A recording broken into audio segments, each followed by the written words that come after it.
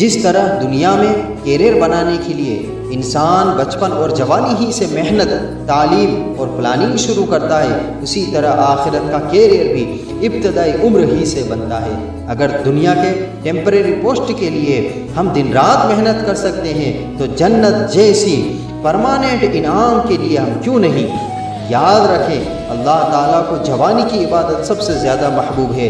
نبی کریم صلی اللہ تعالیٰ علیہ وسلم نے فرمایا، 7 لوگوں کو اللہ تعالیٰ اپنے عرش کے سائے میں جگہ دے گا، ان میں ایک وہ نوجوان ہے جو اللہ کی عبادت میں پلا بڑھا ہو۔